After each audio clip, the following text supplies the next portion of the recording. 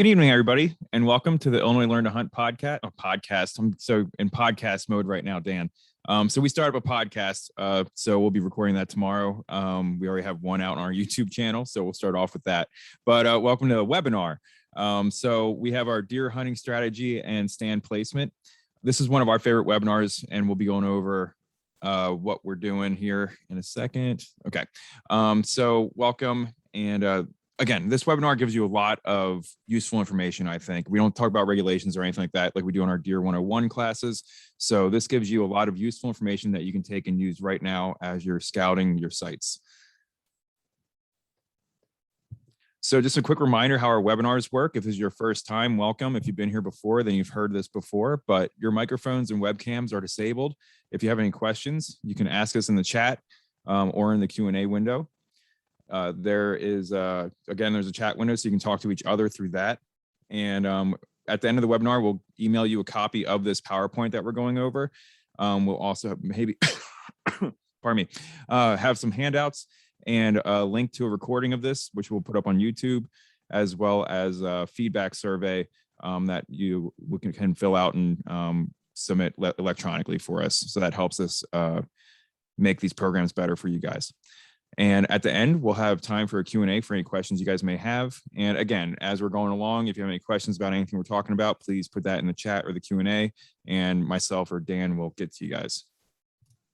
So our presenters tonight, we got Dan Stevens with us. Dan, you want to say hi? Hello, everybody. Thanks for joining us tonight. And I'm Jason Buckley. So welcome. And as I said, we'll go over a little bit of the course outline. So we're going to start off with some deer ecology. So we'll talk a little bit how deer behavior kind of changes throughout the season. And then we're going to go into some bed to feed patterns. And then we're going to talk about bedding types. And I think this is going to be where a lot of information is at, that even hunters that I've hunted for a long time may have noticed this, but may not have kind of drawn it out in the way that we're going to draw it out today. So this is going to even put you guys ahead of some seasoned hunters here with this section. And then there's going to be some food resources that are common throughout the landscape, as well as the seasonal approach to deer hunting. So we'll talk about the different strategies that you can use to use the different food resources, use the different bedding types, and put it all together. And then at the end, I'll go over how to use the internet and other resources to help you pick out a spot, especially talking about finding public land in Illinois. So hopefully this is all real pertinent information for you guys. So to get started off, and our main presenter tonight is going to be Dan. So Dan, take it away. Perfect. Thanks, Jason. And like Jason mentioned, we want this to be a webinar that's really focused on the strategic aspects of deer hunting, right? And so obviously, to understand some of these, strategical concepts that we're going to discuss today, it is pretty appropriate to have a fairly solid understanding of deer behavior and deer ecology. And so we're going to talk very briefly on optimal habitat. But the one thing I really like to highlight is if you're a new hunter and you've been watching a lot of these hunting shows, or you've seen it on social media, in a lot of places, in a lot of those videos, the actual places that they are hunting are set up to be conducive for filming. And so a lot of people, you get this grandeur idea of these very open, real beautiful mosaic forests that are just dominated with oak and hickory, with this nice open understory that still has food available, but allows them to film good, right? And it's important for us as hunters to take a step back and say, hey, while we've seen that can be successful, what's the actual deer's best habitat? And in a lot of cases, the thicker the habitat, the better. And that's where we're really going to take this presentation tonight, is how to look at the habitat and understand how the deer are using that habitat, and what aspect of that specific habitat is useful. And that could help you take that strategy to other sites, to other locations, and can allow you a much more successful approach during your kind of hunt planning process. And so the main thing I really want to highlight with this slide is the mix of young and mature habitat that deer like. You can find them in those open woods like we talked about, but you can also find them in these early successional habitats that may be a prairie field, like you kind of see here in this picture below, or a very young and immature forest that's still under growth and is still actively growing and maturing as a forest. They really thrive in these early successional habitats that provide a lot of cover.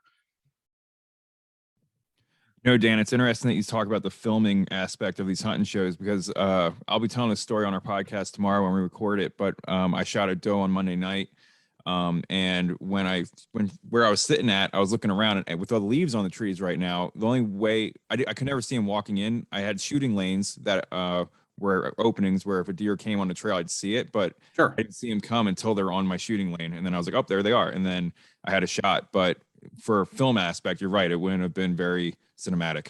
Exactly. And so the big takeaway there is the areas that are productive for deer hunting are not always productive for filming. And so if a lot of the hunting exposure you've had recently, or in your hunting journey, so to speak, is watching some of these more produced videos, it may give you kind of an underrepresented idea of the type of habitats that deer are. So don't overlook a lot of these, even if it's a fairly small, isolated, kind of thick area. There's actually a park here in Champaign County, Meadowbrook Park, that it's probably 500 acres at the most, with a lot of that habitat is just basically mowed grass. But there is some really thick early successional prairie as well as early successional forest in there, and that allows deer to just thrive in there. And the numbers in there are through the roof, because again, that thick cover is really critical for deer.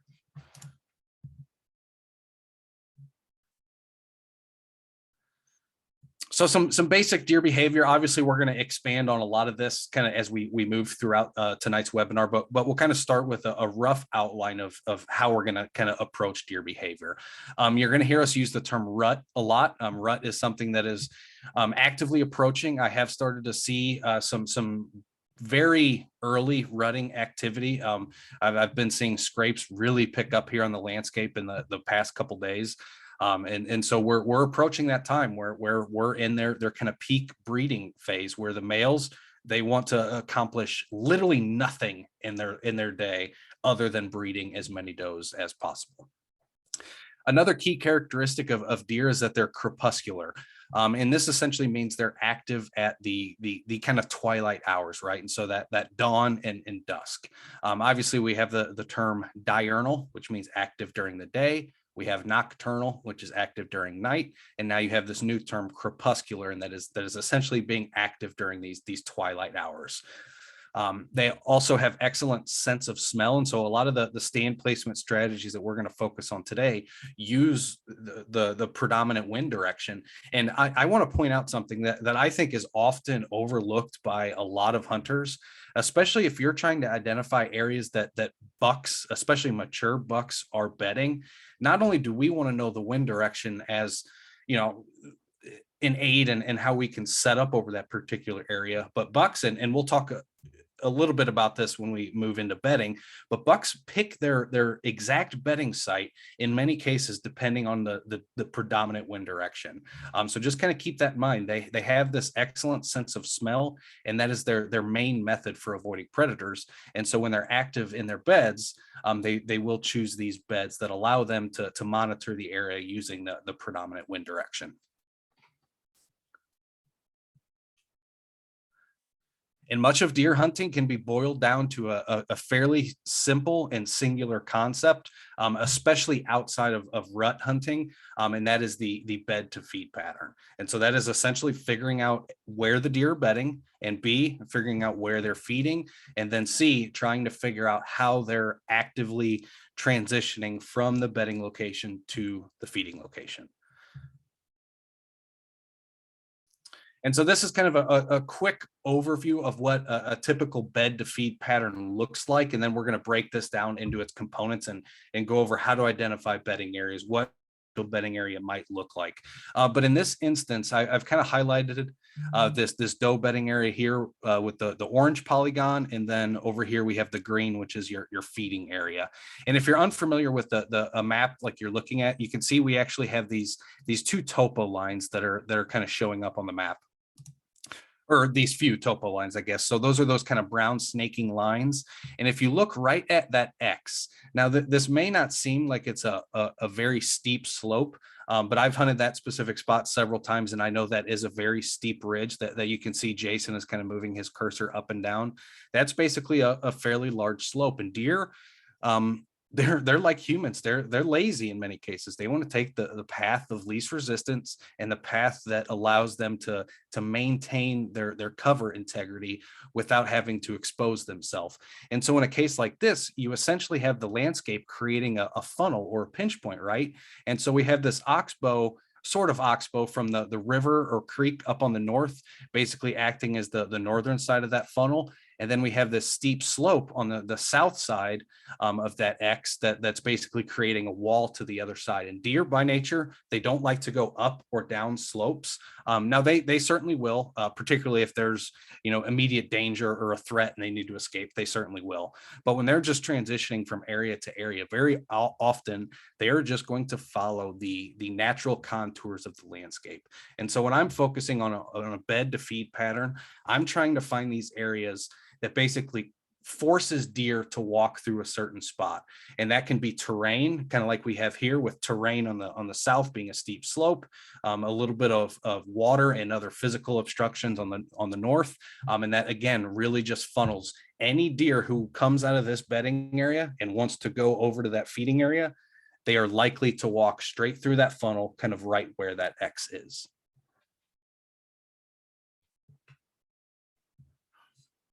So this kind of transitions us nice. So, we're talking about this bed to feed pattern. Well, how do we find beds, and what is a bed? Obviously, kind of in its most simplest form, a bed is just an area where a deer is going to rest. There are a few characteristics that are important to know about deer's bedding behavior. And the biggest thing to know is that they typically like to bed in kind of increments of about 30 to 45 minutes. They're not going to bed in the same spot for 8 to 10 hours, basically all throughout the night or all throughout the day. They do like to get up, move around, stretch, and do that kind of thing. But they do spend more time bedding than pretty much engaged in any other behavior. But we're going to talk about a few key differences between the way that does bed and the way that bucks bed.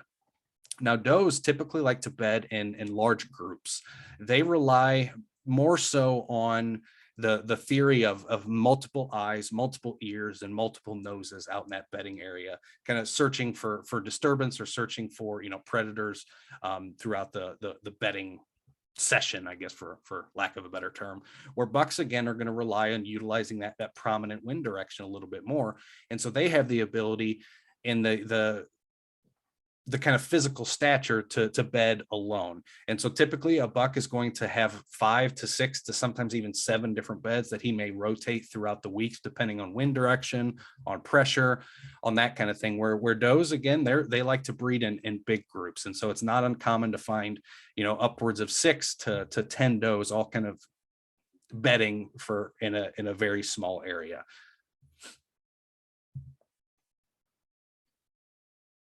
But it is important to know that that weather can be dictated. Oh, I'm struggling here. Sorry about that. That weather can dictate bedding locations. And I did kind of mention, this concept of using the predominant wind direction when a buck chooses his bed, right? But they'll also pay attention to the just overall weather. If it's a very cold day, you'll often find deer utilizing areas that are often referred to as thermal bedding areas. And so these are areas that, for one reason or another, are not as exposed to the elements. It might be a very dense cedar thicket, and it might be a snowy, windy day. Well, deer can get into that cedar thicket underneath the cedars, and you will pretty much not see a lick of snow under a very kind of well-grown cedar thicket. It's very good at basically providing a layer of insulation, but also blocking any of that precipitation to come down.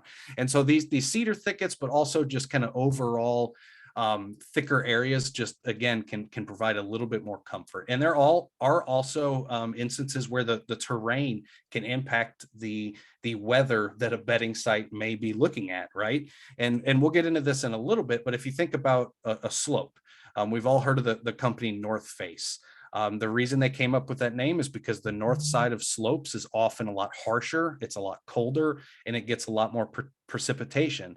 And that's just due to the north side receiving less solar radiation throughout the day as the sun moves. And so in complete contrast, you have the south facing slopes, which get a lot more, solar radiation throughout the day. And it really allows these areas to warm up and also get a lot of sun. And so that's another kind of idea of a thermal bedding area that, again, it's the south face of slopes that they get a lot of radiation and are oftentimes a lot warmer than the northern counterparts, or even on top of the ridge, or even at the bottom of the ridge.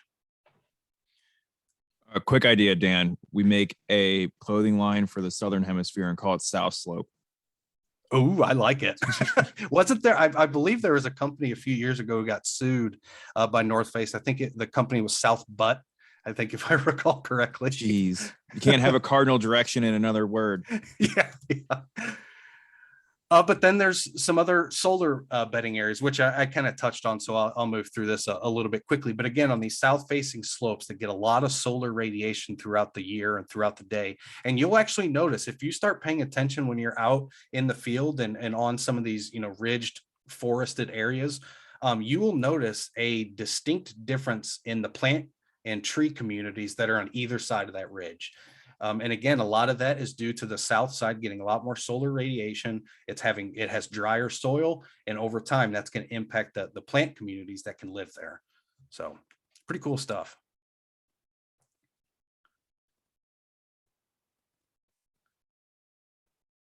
Okay, so how does topography impact where a deer beds? We've kind of gone over weather a little bit, but how about topography? Again, topography can impact the wind speed. It can slow it down. It can speed it up as it kind of swirls around a bend, and it also can change the wind direction. Obviously, like we just kind of discussed, it does impact solar radiation, which again causes that kind of south-facing effect that we just discussed. But what I want to really highlight here is the concept of it impacting the visibility for bedded deer. And you'll see in a few of the buck bedding examples that we highlight here in a few slides, there are often cases where bucks will kind of sit up on a perch, on the top of a little ridge or on a little slope, where they get a very good vantage point. And so again, some of these, what I like to call is glassing points. You kind of hear that term thrown out a lot in the Western style of hunting, where you get up on little topography features and you just use your binoculars or your spotting scope and you just glass a wide range of habitat and see what you can see. And that's essentially all the deer are doing here, is using that topography to get an elevated stature so they can get a good eyesight over what's beneath them. So a couple common bedding buck locations. I'll just quickly run through this list because we do have an example of each of these on a map, and we'll kind of discuss what they look like and how to use them. Obviously, we talked a little bit about south and north facing bedding. Leeward bedding is one of my, since I started paying attention to leeward bedding, it has pretty much impacted the way I deer hunt. And we'll talk about that, as well as ridge point bedding, Oxbow bedding, and then established sanctuaries. So we'll start off with a quick overview of south-facing slopes. Obviously, we already discussed a little bit about what causes this effect, but I do want to illustrate how you can visually see it on a map. So here we have another example of a topographic map. You can see all these kind of brown lines kind of snaking across the map. And if you look closely, you'll actually see there's two different kind of densities or width of the actual line. You can see some of them are a little bit darker and a little bit more bold. Those are what we refer to as index lines, index contour lines. And you can see they are actually labeled. We have it circled up here in the top right. You can see it's actually labeled with the exact elevation above sea level that contour line is on. And if you were to follow any of these contour lines, you were just to put on your shoes, get on a contour line and follow it, you would never go up or down in elevation as you follow that contour line. They are closed loops, so they never intersect and they never cross. And so you can kind of view it like cross sections of a mountain, right? But in this case, you can see how close these contour lines are together up where we kind of have it labeled 50 feet. And obviously that slope is orientated in the southern direction. And so it's getting a lot of solar radiation. But what's important to know about these contour lines is the closer they are together, the steeper that slope is going to be. And so this is a fairly steep slope. And you may expect, deer to kind of bed on maybe towards the bottom or towards the top. But typically I have found a lot of beds to be roughly halfway to 2/3 up the side of that slope is where you're going to find a lot of the bedding behavior. In these areas where you can kind of see Jason is kind of highlighting his cursor as this contour line kind of bends around. Those are really good areas that, again, act like funnel or pinch points. And you can also use an area like that as a great glassing point. Maybe you want to watch this whole kind of overgrown field. You can get up on one of these little slopes, watch that entire habitat and see how the deer are moving through that. I kind of use the term reconnaissance hunts.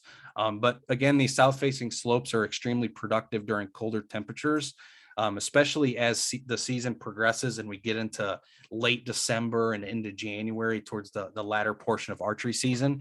I am pretty much exclusively focusing on south-facing slopes, particularly if it's a cold and frigid winter. If it's a more mild winter, I'll deviate from that plan a little bit. But I have had a ton of success in the late season focusing on these south-facing slopes. And even outside of deer, even if you're interested in squirrel hunting, rabbit hunting, finding mushrooms, the south-facing slopes, again, with that solar radiation, it really does impact the vegetation that's there, which then impacts the wildlife use of that specific area. So in complete contrast, we won't spend too long on this, but the same concept applies on warmer days. Let's say you have a really warm front that comes through in late December and January, and deer already have these thick winter coats.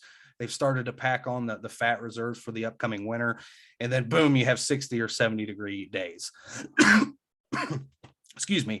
In those cases, focusing on some of these north-facing slopes can be very productive. And I'll give a quick example.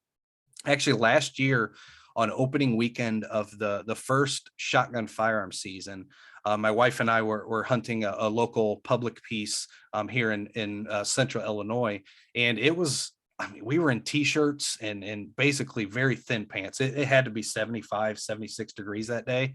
And we're like, well, it's so warm, but rut is still here. And so we made the decision, let's go focus on some of these the north side of slope. Let's see if deer are, trying to get out of the sun, get in the shade, and turned out to be the best decision we could have made, because just switching from the south side of a slope to the north side of the slope, we saw, oh gosh, probably 7 deer in that one sit. And then the next sit, we had a buck come running to us at about 2 o'clock in the afternoon. And you can see, and if he would have been on the south side at 2 o'clock in the afternoon, that's going to be a very hot location for that buck. But on the north side where he had that shade, he can use that cover to kind of conceal him, but also that shade does help conceal. And so the north side of slopes can be very productive during some of these warm fronts that may come through, particularly later in the season.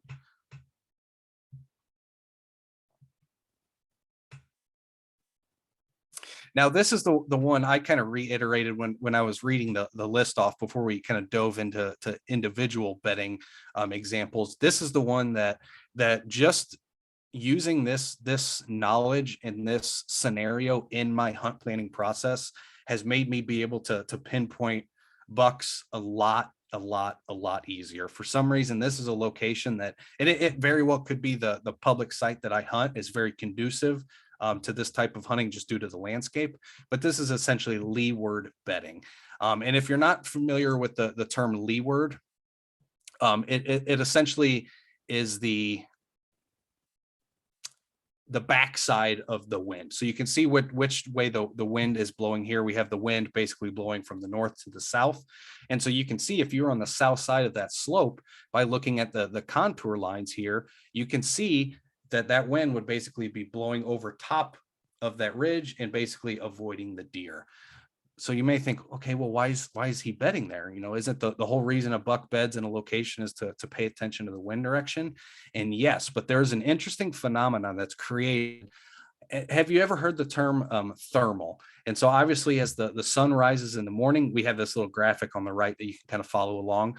The hot air, or the sun rises, it starts to heat up the surface of the earth. That starts to create hot air that then rises. And it basically creates this kind of rising column of air. And it's going to pull any scent molecules into that rising column of air. And so having the ability to set up on a location like this, that buck now has the predominant wind blowing anything that's on the north side of that slope. It's blowing right to him. So he can instantly pick up and say, oh, something doesn't smell right there. I need to get out of here quick. So he's got that entire north side covered, right?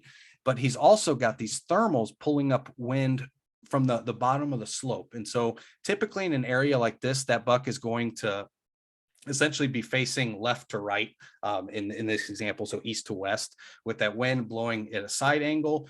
These thermal columns of rising air is going to suck all those scent molecules from beneath him up to him. And so now he's covered from anything below him, and he's covered on the backside. And now he's watching in front of him to see if he has that area covered and if anything pops up. And so this is a very secure bedding site for bucks, because again, it's very difficult for anything to approach them without them having the ability to pick up on it and to make an effort to get out of there before anything disturb them.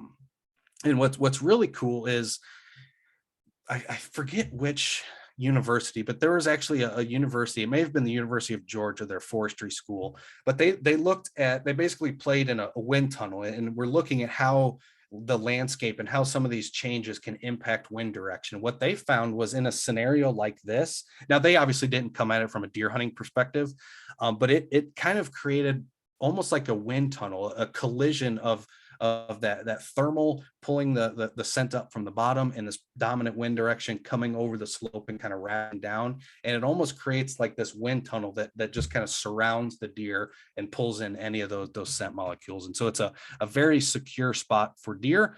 So keep that in mind. It's definitely a good one. All right, Dan. So if he's protected from his back and his front, how would you use that information in hunting? Because it feels like it's impenetrable. Exactly. And that's something we'll kind of discuss as we move a little bit further. But when I'm identifying bedding locations, I'm not saying I'm going to go hunt where that deer is bedding. All I'm saying is I think that deer is going to bed over there. And now I can start to put some of the other puzzle pieces together, looking at some of those pinch points, those funnel points. And so if we're looking at an example like this, so we have this X here at the top where the potential buck could be bedded. I would have a few different scenarios that I would be paying attention to. Obviously, we probably all naturally see a very dominant and beautiful pinch point or funnel example here at the bottom in that field. And so if he was to step in that field and want to head to the east, because there's a lot of doe bedding on the east side, and so maybe he's getting out of his bed, he's going to make this kind of trek down through these fields and go check out those does. Well, chances are if he does that, he's going to walk right through that nice funnel or pinch point. And so when I'm thinking about bedding locations, again, I'm more of a not as less aggressive, I guess I should say. Yeah, there you go. I'm more conservative and less aggressive when I'm getting close to a buck bed or even doe bedding for that.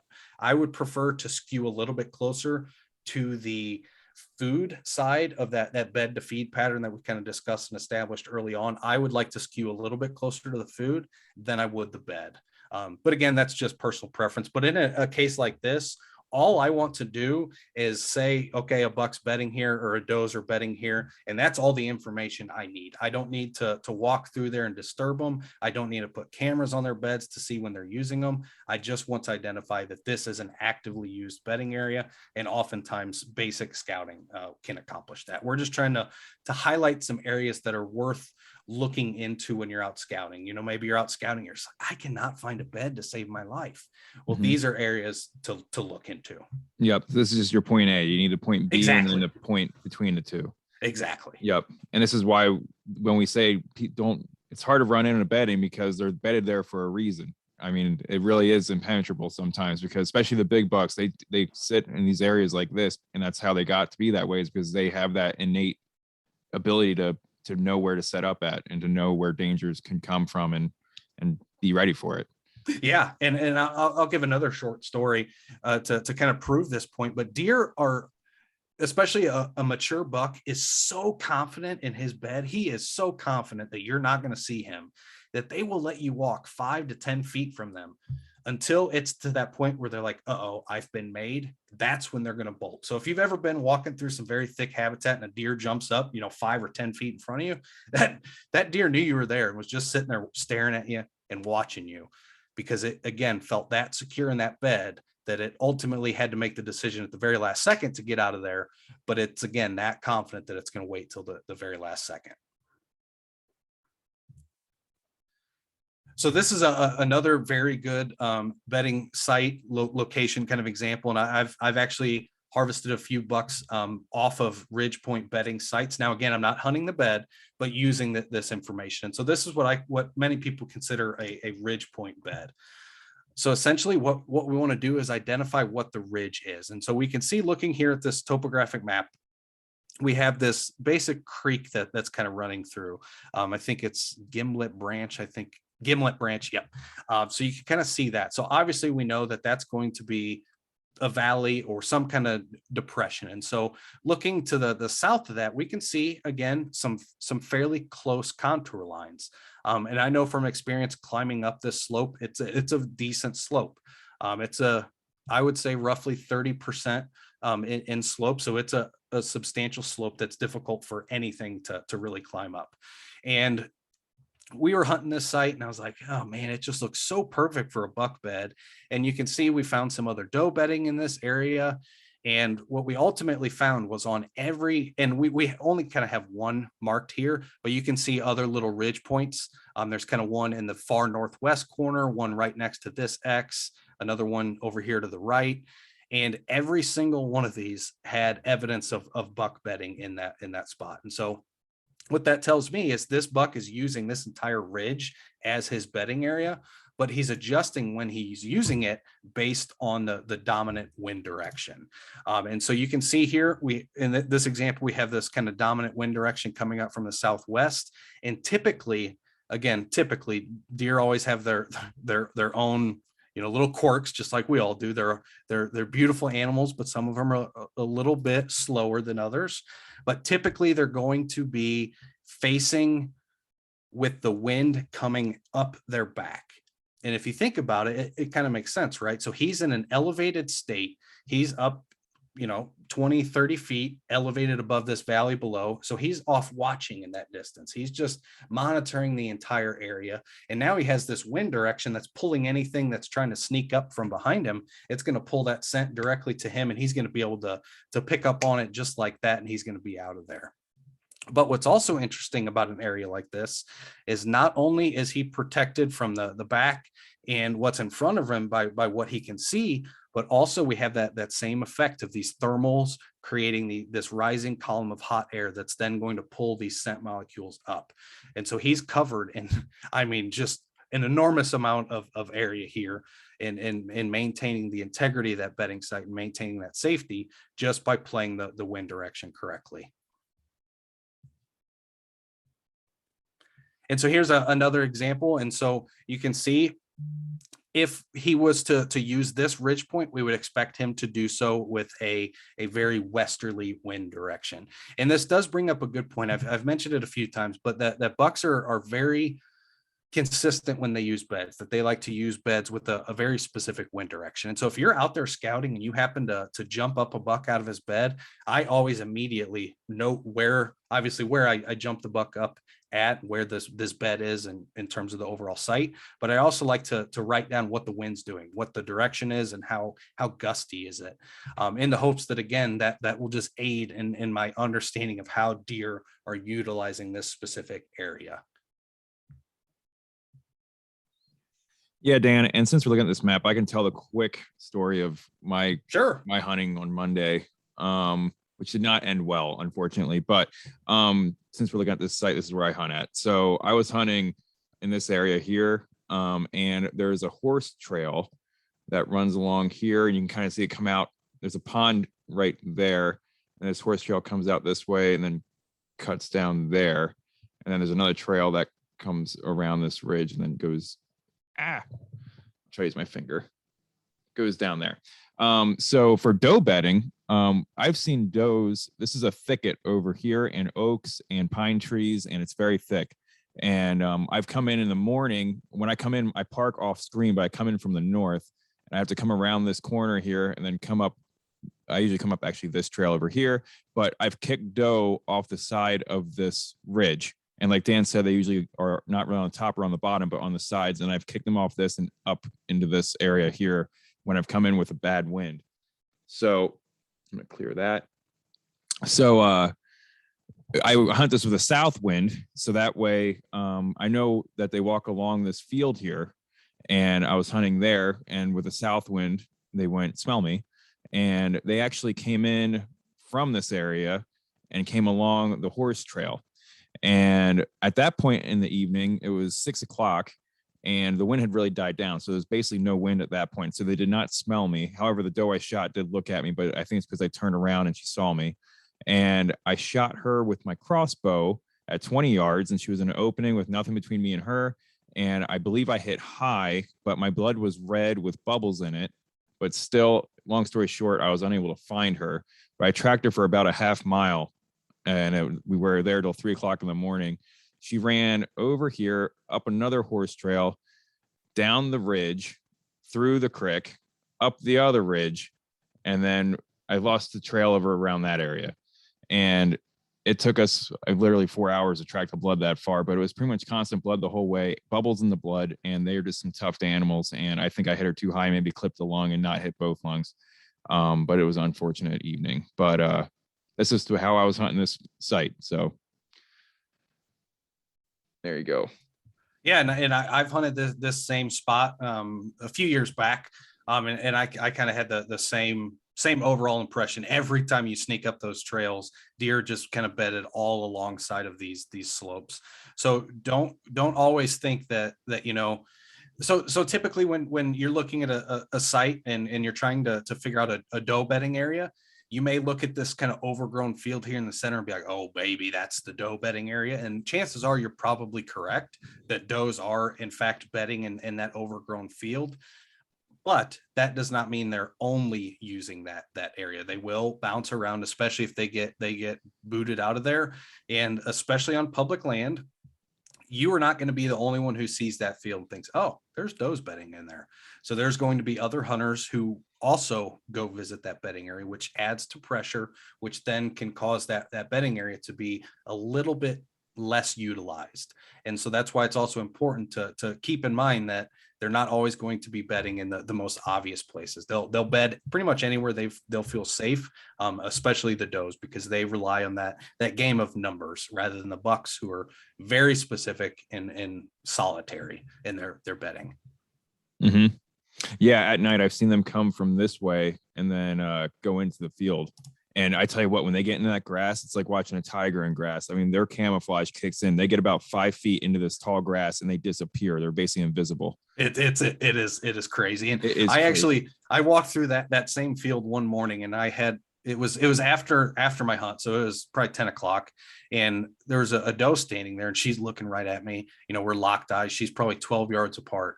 I hear something, twig snap to my right. So I look over very slowly so I don't scare them. And I see another doe. I'm like, okay. So I'm surrounded by deer at this point. So I look back to that original one. I could not find her. I'm like, and it took a solid 5 minutes before she finally decided to move off, that I realized she was in the same spot the whole time. It was just because I lost that visualization of what was her, and they just really blend into these overgrown fields so well. You're just waiting for that ear twitch or something. Exactly. Something. And they can be frozen forever. Oh, it's yeah. Just last thing on this map, this cuts in here, and I've set up here before. I had a fawn walk underneath me, but I would hunt it again for sure. But this is a funnel right here, because this is a deep ravine right here. And so they don't really want to walk across that. And then the field right here is kind of thick, so they could cut through that field. But I'm gonna clear that out so it's a little more easier to see. But I set up right there. because it was I finally could get them close to me, because sitting down here you can actually see them. They walk. I watched deer walk so often around here. I've seen them walk out in the field, and there's never in my 20-yard zone until last night or Monday, but that didn't turn out too well. But anyway, a lot of ways to hunt topography. When you start seeing the pinch points and stuff like that on maps, it really opens up your spots. Yes, it does. And again, I should highlight that we're not reliant on, this imagery or this technique. We use this to, I personally, and Jason, you can chime in with your philosophy and your thought process, but I use this more to plan my scouting efforts and to just get a totality view of the entire site. Because I find myself, if I'm just doing on the ground scouting and I'm just at that site, it's very hard for me to visualize how, finding this rub line and finding this bed over here, how they connect. But having them marked out on a map that you can then, zoom out and visualize these different basically points of interest that you found over time, you can really start to paint a picture of how deer move across these landscapes. And so this is not a technique or a strategy that we're reliant on. Boots on the ground scouting is the best thing you can do as a hunter. But this is a great tool in your arsenal, basically. And if you're curious, the application we are kind of showing here is Onyx Hunt. They do have a mobile app that you can utilize, but you can also use a bunch of free ones. There's Google Earth, and Illinois DNR has created kind of a basic one. If you go to their new website, huntillinois.org, they do have a new GIS map built into that website that does have all of the site boundaries overlaid on the satellite map. And so it's a lot easier to see rather than the oftentimes hand-drawn hunter fact sheets that you might come across. We have examples of those maps in the end of the slide here, because I'll be going over that website. But just to hammer your point home, 100%. I mean, one saying I heard one time was hunt where the deer are, not where you think they are. So you can look at this and be like, they have to be here, and then go hunt that spot. But unless you do the on-ground scouting and see the sign, it's pointless. It just helps you. I mean, everybody's driving. I drive 45 minutes to get to this site. Same, so if you're driving there, it gives you a good spot to check. But if they ain't there, they ain't there. All right. Ooh, Oxbow Bedding. So this is by far, I would say, one of the more consistent bedding sites. If I find an oxbow on an area that I'm hunting, I am pretty much, especially if I'm scouting it, pre-season or something like that, or pre-hunt, I am going to check out that oxbow, because very, very commonly you'll find buck bedding at the very tip of that oxbow. And again, if you think about not necessarily the examples that we've discussed, but why a deer is choosing those examples, I think pretty soon you'll be able to start to pinpoint why a deer is bedding here, why it's bedding on the ridge. And you can even use the same examples for the ridge here as here. Obviously, he's going to sit in the same direction facing into the creek. He's going to have that wind blowing down the oxbow, so he can catch anything coming basically through the main lind. And any of that scent is just going to be pushed directly towards him. And deer, especially the mature bucks, they really like these areas because it offers them an easy and a quick escape route. If they have any whiff of anything that's sneaking up behind them, they will jump into that river and run across it faster than you could ever even blink. They'll pretty much be gone in a minute. Or not a minute, well, a second. But one thing that I should highlight is it can be dependent on how often that body of water is utilized. Obviously, if it's an area that gets a lot of public traffic, whether it's kayaks or fishing or swimming, obviously they may not use those areas as much. But the cool thing about oxbows is obviously you have a very unique way of sneaking into this area. And if you get to a point where you can pinpoint very specifically on an oxbow where that deer is bedded, you can certainly make a play to get in and set up with a very specific wind direction and try to capture his movement as he's leaving that bed to kind of go back to the mainland. But they can be very difficult to hunt. If you're expecting the buck to just basically walk right out of this oxbow and you're going to be set up right here on the corner and you're going to have a perfect shot, it's not going to typically work out that way, because again, with that dominant wind direction, but it's another good area to focus on if you're struggling to find buck bedding. If that's something that you're focused on, looking at these oxbows is another great option. Yeah, something to consider is if the wind's blowing hard, you can try to hunt a crosswind. So if you set up somewhere north or south of this oxbow and the wind's blowing across you, and then the buck comes along, you might get a shot at him that way. That might be the only way really to hunt this spot. Yeah, that's what I would be hoping for, or maybe this is where deer hunting becomes a very much a game of chess, especially if you're focused on harvesting a mature buck. And I promise if that's not your motivation, we'll dive into a lot of does and younger bucks here in a little bit. But if you're focused on hunting and trying to harvest a mature buck, it is going to be a game of chess, and you're going to have multiple encounters, likely with the same deer on multiple different days and multiple locations. And over time, you just start to build this understanding of how this deer is using an area. And so maybe you pick out that, maybe this bedding location, maybe that specific buck doesn't like to use it on a southwest wind. Maybe he likes it more of a northwest wind. And once you start to pinpoint that, then you can start to play those games of utilizing a crosswind, like Jason says, and maybe you could get away if you have a very strong, kind of northeast wind that's pulling from kind of upper left to bottom right. Maybe you can sneak on the north side of this oxbow and be protected as he kind of sneaks out, and maybe the wind is working in your favor. So there are options to get inside of that oxbow and hunt, but I will say it's very difficult to access, but a good strategy nonetheless.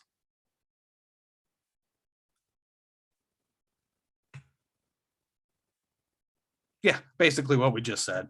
So you can just kind of advance one more. Perfect. So now we've talked a little bit about bedding, but now I want to focus on the other aspect of this bed to feed pattern, and that's food. Obviously, Illinois, I like to describe Illinois as it's a buffet for deer. There is no shortage of food, but they do have their preferred food sources. Obviously, row crops are very effective food sources for deer. So a lot of, Jason gave his story about getting out and hunting earlier this week. I personally still have not yet made my first hunt this season. I'm planning on heading out this weekend a little bit, but I like to wait till the majority of the row crops are out of the ground. Once the majority in the area I'm hunting gets harvested, that's when I personally spend a little bit more time, because what it does is it reconcentrates deer from, some of the, because again, I exclusively hunt public land. I like to have this big, huge landscape to kind of play and to hunt and to work with. And on a lot of the peripheral edges and a lot of the adjacent private lands, it's all crops and it's all standing corn. And all that does is basically concentrate all the deer to these fringe areas. In a lot of cases, a deer can basically live his or her entire day in that standing cornfield. It's got food, it's got water, it's got cover. So again, I like to wait. And what that does is it allows me to focus on acorns. And acorns are very high in fat. And they are, again, the preferred food source for white-tailed deer and for much of our native wildlife. But acorn production is cyclical. And so it can, have years where it's not as good. It certainly, from my experience, it seems like this is an acorn. This year is an acorn crop of the century. It sounds like it's just raining acorns every night at my house as they just fall off and plink the ceiling. So I think we're going to have a very good acorn crop this year, which is again going to concentrate a lot of these feeding efforts to very oak dominated forests.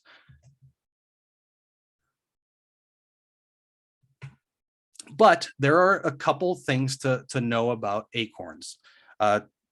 There are dozens of different oak species that are commonly found in Illinois. But what I want to do is kind of break them into two groups. And so there's essentially two groups of oaks. There's the red oak group and there's the white oak group. And so these are groups of oaks that have multiple species of tree inside of each group, right? But there's some key differences that are important as a hunter to know. The biggest one is going to be the fact that a white oak, an individual acorn takes 1 year to mature. A red oak takes 2 years to mature.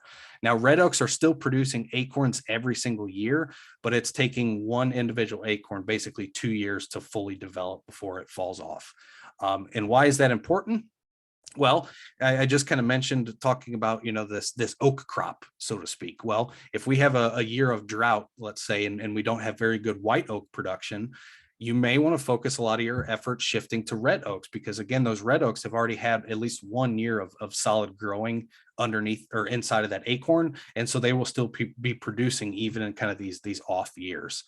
Now, white oaks are preferred by deer, and that is primarily due to the low amount of tannic acid content that they possess. So red oaks are very high in tannic acid and high in tannins, and that often leads to a more bitter taste. But what it does is it allows that individual acorn to stay more viable on the ground a little bit longer. So white oaks are obviously they're the preferred food, so they get eaten quickly, but they also lack that tannic acid, which causes them to rot a little bit quicker on the ground. And so oftentimes later in the season, after a lot of the white oak acorn crop has been consumed, you'll start to see that deer behavior shift from focusing on areas that are concentrated with white oaks to concentrated with red oaks. And if you're curious about how we tell the difference, there's a pretty easy technique, especially if you can get a look at the leaf. And the nice thing about oaks is they're a fairly hardy tree. It's a fairly hardy leaf. And so commonly oaks will retain their leaves a little bit longer than most other trees. And some will retain it basically all through winter. And so you can usually always find some leaves to look at.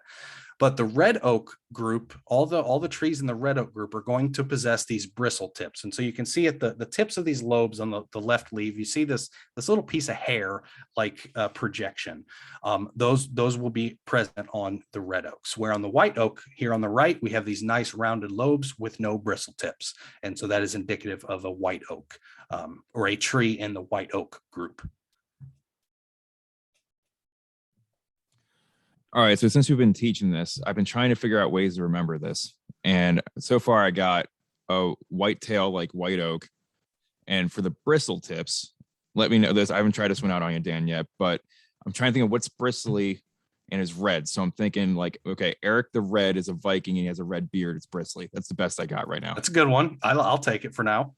All right, I'm still working on it. I also thought like the red scrub brushes, like you ever like there's a common like the toilet bowl or the bathroom scrub brush kind of always tends to be red too, but I didn't know if that was as clear. So if you guys think of other ones, let us know ways to help people learn.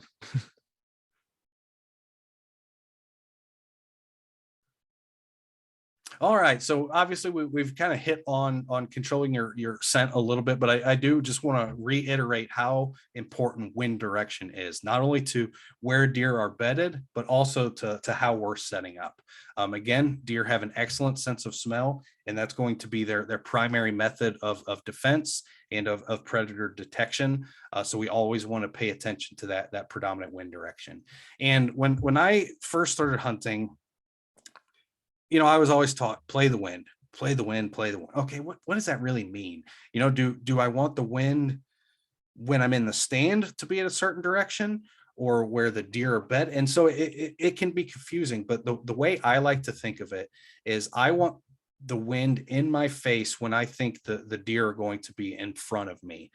So I personally care more about what the wind is doing when I'm getting to my stand as I'm walking by a bedding area or as I'm walking by a feeding area.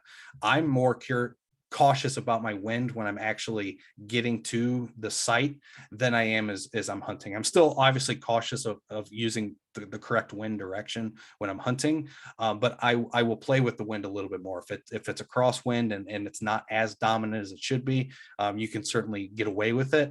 But if I'm having to walk by a bedding area or walk by a feeding area, I want to make sure that wind is crystal clear in the dominant direction that I need it to be.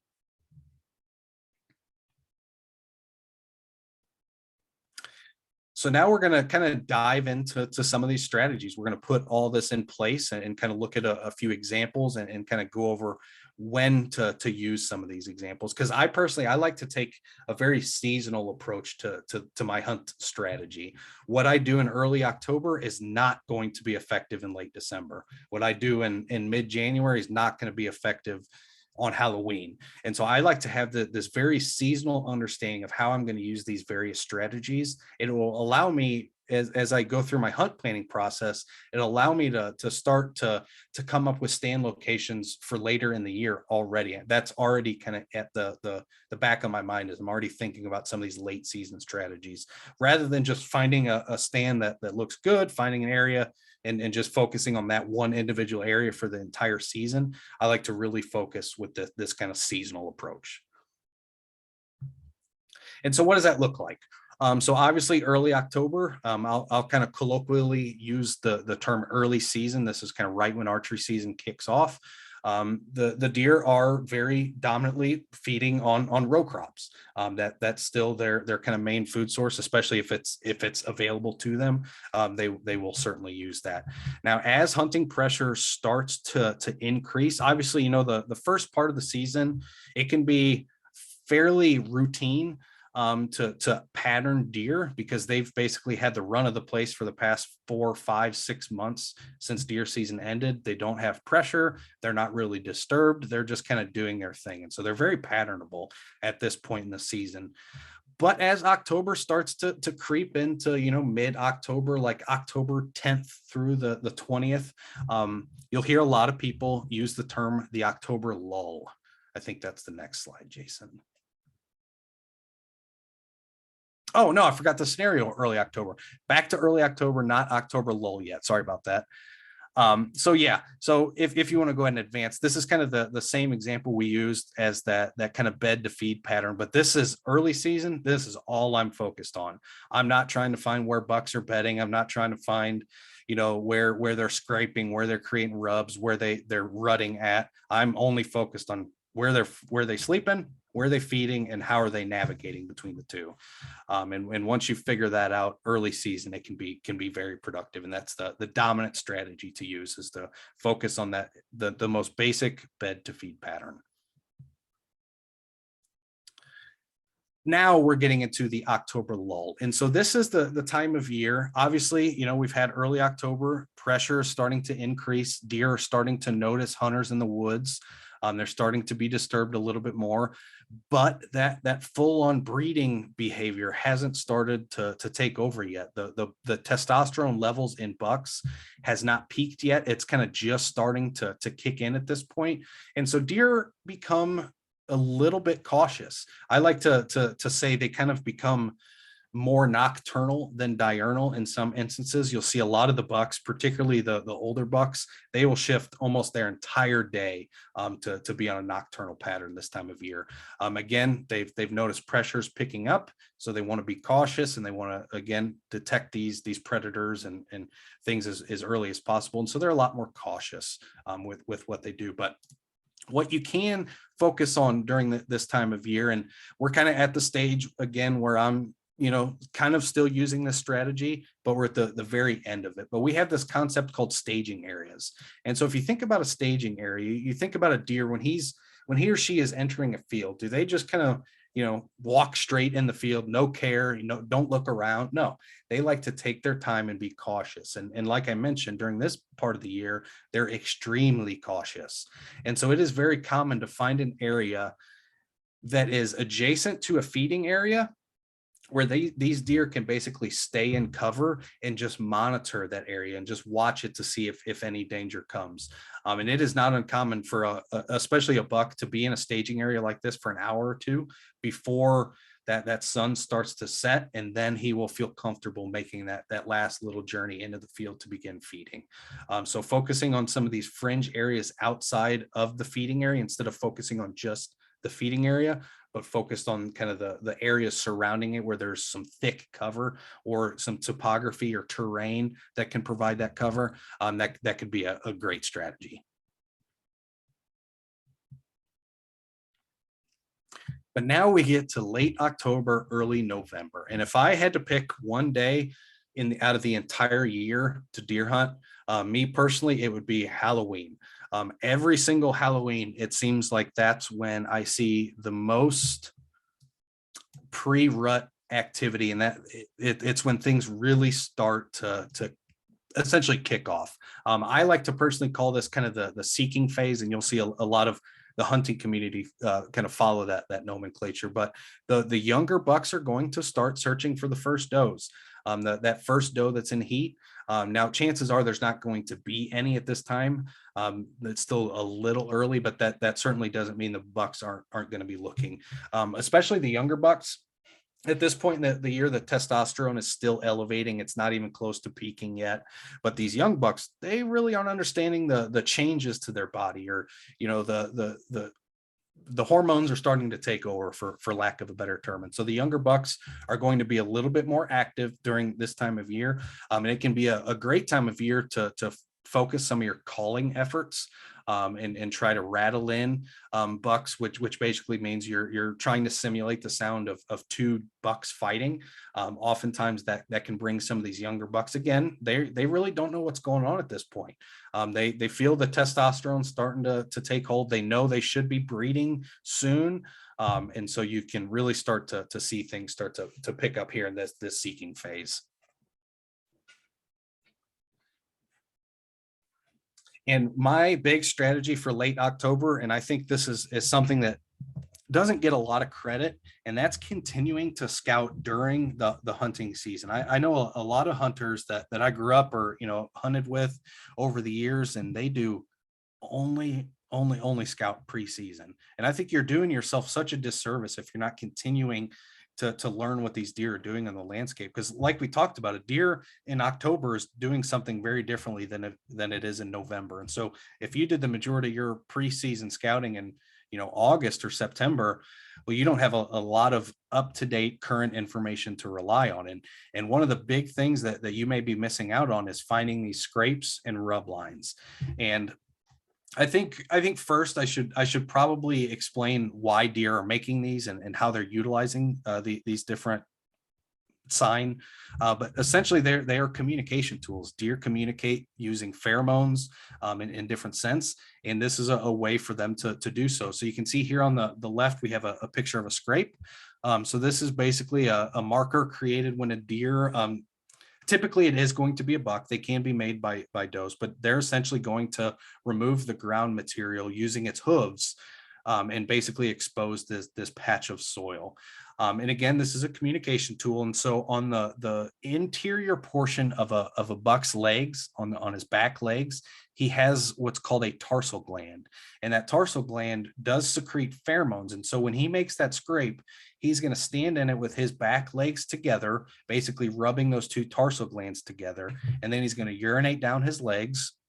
That urine is going to go through the tarsal gland. It's going to pick up some of those pheromones as it runs over that fur, and then it's going to deposit it on the ground. And he's doing that in the hopes that now a doe is going to come by and be receptive to breed. She's going to do the same process, and he's going to be continually checking these scrapes and monitoring them to see if a receptive doe has come through. When he detects that she's, you know, ready and she's marked that scrape too, that's when he's going to begin chasing her and trying to breed with her. But scrapes are starting to appear very, very, very heavily, especially the past probably 2 or 3 days. I've seen a pretty big uptick. I was out at a local park. Actually, the park I was talking about earlier here in central Illinois that has a fairly high number of deer in an urban park. And I mean, that entire place, there's rubs and scrapes just appearing everywhere. And so we're pretty much in this point right now where the testosterone is starting to elevate. The time is about right for rut to really kick off. And so bucks are going to be making these communication signs. And so they're going to be scraping, they're going to be rubbing. And if you're curious why a buck rubs, you can see he's basically rubbing the bark and exposing the underbark of that tree. And essentially he's got, I forget the technical term, but he's got scent glands at the base of his antlers as well. And he's depositing that scent on the rub as well. But it can be a little tough to hunt over a scrape or a rub, because the majority, I think it was, again, the University of Georgia's Forestry and Deer Lab, they did a study where they GPS collared 15 3.5 and older bucks on public land found their scrape and rub locations, and then basically tracked what time of day, how frequent are they visiting these scrapes and rubs. And they are visiting them fairly regularly, but unfortunately it was something crazy, like 92 to 93% of the visitations of these scrapes or rub lines were during nocturnal hours. And so when I immediately come across a scrape or a rub line, it doesn't tell me, hey, sit here. But what it does tell me is I'm in a buck's core range. He is primarily going to be making these markers in his, what I consider his core home range, where he doesn't want to navigate too far. And he's choosing the scrape locations very specifically. And so very commonly you'll find these scrape, because think about it, he wants does to come across it. And so where is he going to put a scrape? He's going to try to put a scrape on a constant doe travel corridor, or in or adjacent to a doe bedding area. He wants to have those scrapes right next to does. So that can be another tool. Even if you're not focusing on bucks, finding that scrape lets you know that, well, chances are he put it there because he knows there's does in the area.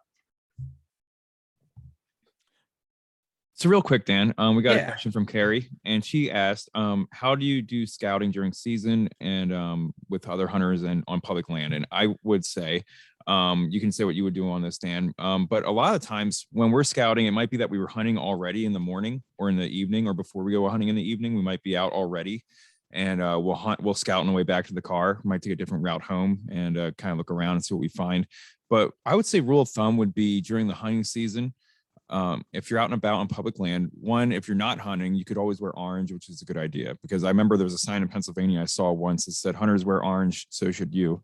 So that's one tip I would do. But two, to not be in a hunter's way when they're hunting, don't scout during hunting hours. And so what are hunting hours? So that's going to be the crepuscular time, especially during this time. During rut, you can see a deer really any time of the day, but during this time in October, it's going to be mornings and evenings. So if you're out in public land walking around between, I would say, 10:30 and 3 o'clock, no hunter should be mad at you. So 10:30 in the morning to 3 o'clock in the evening, you shouldn't really get any beef at all with anybody. But if you do see a hunter out there, they should identify themselves by whistling at you or waving at you. And then if you see them, you just whistle or wave back, usually wave back, and then you keep walking and just get out of their area and treat them like you treat yourself. If you were sitting there and you saw someone walk up on you, it is public ground, so everybody has a right to be there.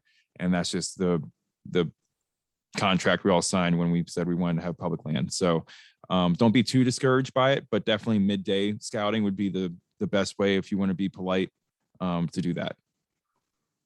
Yep, I completely agree with virtually everything. I do the majority of my in-season scouting from about 11 to 1. And I always, now this is where Jason and I may differ a little bit. Excuse me, sorry. I always wear blaze orange when I'm hunting, not when I'm hunting, but when I'm moving. Even if I'm archery hunting, when I'm not required to wear orange, when I'm up and moving, I always keep an orange hat in my bag to just quickly throw on. Even if, it's for me, it's not necessarily a safety concern, especially with archery equipment. But what it does is it gives people the opportunity to see me from further away. And I know, I've hunted public land for several years, especially in Illinois. And there's numerous times where you're sitting there, you're like, oh my gosh, there's a buck walking, he's coming right behind me. And you're just sitting there, you try to slowly, you don't see anything. And then all of a sudden you realize it's another person walking. So just being able to see that blaze orange cap from a few hundred yards away gives them the chance. And I have found it to be more effective at other hunters letting me know that they're there. Oftentimes, even during the daylight, I like to keep one of my flashlights very readily accessible. So if I do see somebody, walking around while I'm up in my stand, I can just quickly beam the flashlight at them and they'll see that from a good distance away. And pretty much every hunter knows what that means. It just means that, hey, somebody's already here. Try to stay away as much as possible. But yeah, focus on the midday and you should be okay. And if you go to set up, try to set up 200 to 300 yards away from any other hunter if you can. That's the best bet. So give each other your space. Basically, you definitely won't want to be in the same bow range as each other. So setting up 20 yards away from someone's probably not a great idea. Yeah, I try to, if I come across a situation like that, I personally try to get far enough away that I feel like they're not going to disturb my hunt and that I'm not going to disturb theirs. And unfortunately, that's something that comes with time, because in a lot of cases, it's due to the terrain. Jason and I could be 50 yards apart, but we could be hunting, on opposite sides of a ridge, and we could never even know each other's there. And that does happen on occasion. I was setting up at a spot at the local public place, kind of east of Champaign towards Danville. And I was sitting there. I mean, I was probably set up for 3 hours. Apparently somebody snuck in behind and sat up about 40 yards behind me. And I see a buck walking through, and then all of a sudden thwack, and I hear an arrow go off, and he shot that buck. And so sometimes, even if you try to get away from people, it can be difficult. But again, that's why I just like to wear a little bit of orange when I'm moving around, lets people get a nice visual cue to see where I'm at from a good distance away. Good. No, that's a great idea. Yep. And deer can't see orange. So again, right. You're good to go. It's only helping you. It's not hurting you in any way. Now back to rubs a little bit. Now rubs play, like we mentioned, a substantial communication tool through kind of the scent dispersal using those glands at the base of their antlers. But one thing you'll start to pick up on is very often you'll find what we call a rub line. And so a rub is typically not just this singular object that is just kind of a one and done rub. Now, occasionally you'll find, a rub that's not a part of a rub line.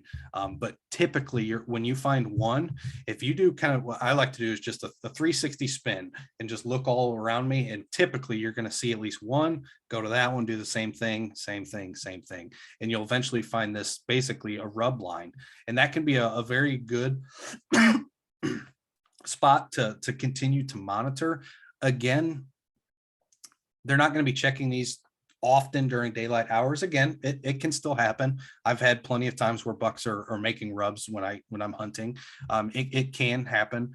But what I like to do with rub lines is monitor with a trail camera to see the time that the deer are coming through there, and also the directionality. And that can be a lot of good information. But again, with a rub line, what it really tells me is I'm in that buck's home range, and I'm in the game. I'm in the zone. He's close. And so finding a rub line, for me personally, I don't really sit on it. I don't hunt that specific rub line. But again, it just gives me more information that at some point during the day, that buck is going to walk through there. It may be at 2 o'clock in the morning, but at some point he is. So I know I at least have a starting point.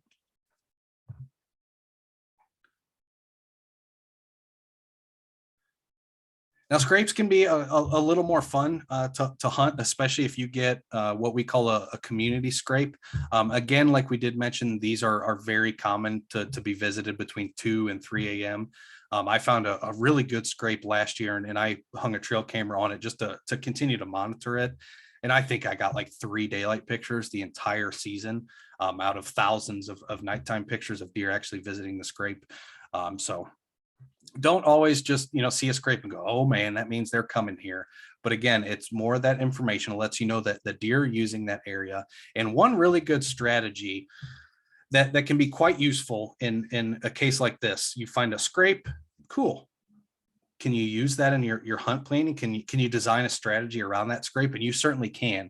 And one thing you can do is think about how ecologically deer are using this. So the buck made the scrape. Now he's sitting there waiting for a doe to come and deposit her scent and say she's ready to breed. Well, as a hunter, you can go in and basically simulate that. You could take doe estrus, drop a few drops in there, and maybe drag a little piece of cotton with a few drops on it and drag it all the way to your stand location.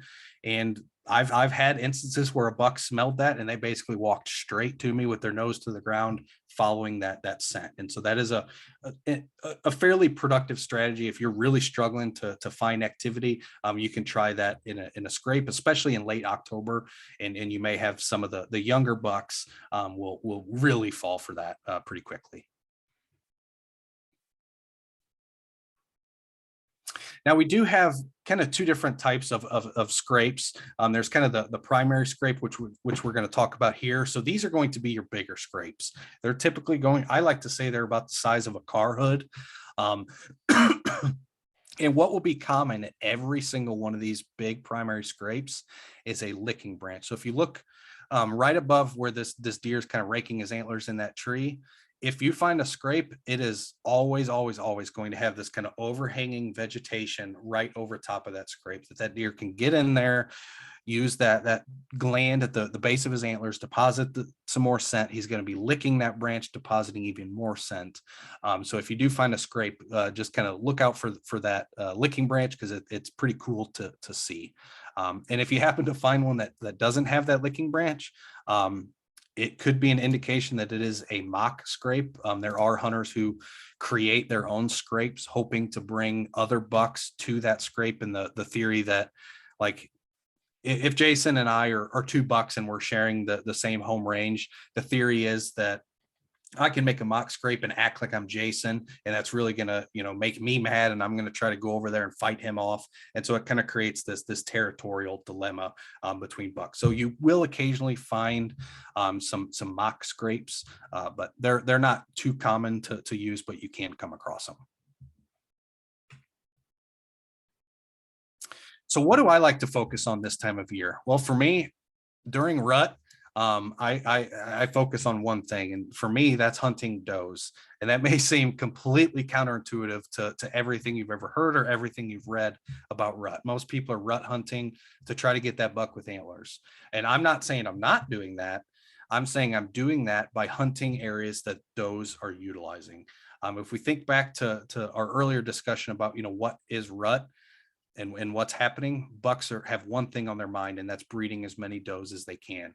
And so this time of year, I really like to focus on the downwind side of a bedding area. And so you can see it quickly here in this example. We have this kind of bedding area highlighted here, and we have a wind direction coming from the north to south. It is very common, and it will happen pretty much from October, I don't know, probably October 28th through kind of mid-November, is you'll see this happening a lot, is bucks will be cruising the doe bedding areas. They like to cruise this downwind side because he can basically walk this path, never disturb those does, and he can pick up if any doe is in estrus that's bedded in there. And then if she is, that's when he's going to start going in there and start chasing her in an attempt to breed. So I personally really like to focus on this downwind side of bedding areas, as bucks are just going to go from bedding area to feeding area, bedding area to feeding area, trying to find a doe that's in estrus. And so this is a nice concentration of does, and it's a fairly common travel route, is that downwind side.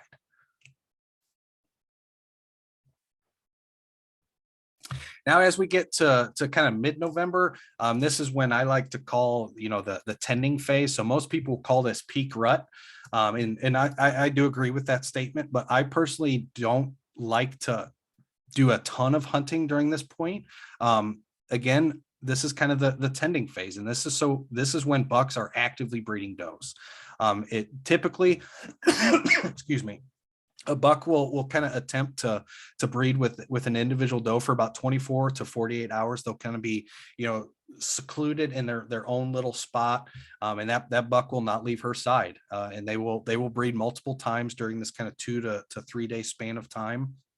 And it can be a little challenging to hunt, especially as more and more bucks and does start grouping up and start actively breeding together. It just reduces the overall movement on the site. And so for me personally, I like to focus a little bit more on that pre-rut hunting and get some of that seeking and chasing behavior that's just basically, it's the most exciting thing in the woods.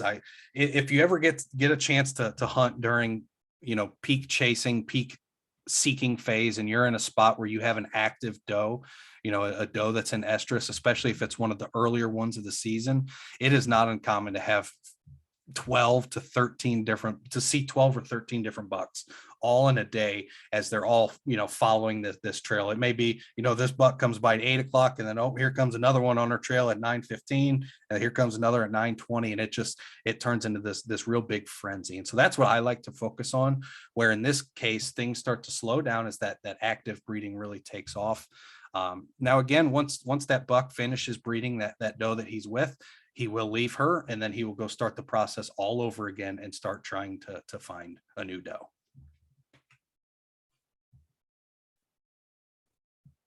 Now, it can be very effective in kind of late October and early November. I kind of mentioned this a little bit earlier, is calling. And so there's kind of two different schools of thought on calling. There is what I call blind calling. And so that's kind of just me calling into the void. I don't see anything. I don't hear anything. I'm just calling into the void and hoping that something hears it and comes to me. I personally don't do any blind calling. I like to do all of my calling very, very targeted. I like to watch the animal as I call so I can see how that individual animal is responding to it, and to say whether or not, if I grunt at a buck and he basically turns his body and his hair poofs up and he gets very defensive, I know I can call that deer in and get a shot opportunity, assuming everything comes into place. Now, if that deer is just kind of flickering his ears and I'm grunting and I'm rattling and he's doing nothing, no harm, no foul. I just kind of let him go. I don't push the issue. But I like to see the deer before I call, rather than just kind of calling into the void. But calling this time of year can be very effective, especially in a rattling scenario where you're trying to imitate two bucks fighting.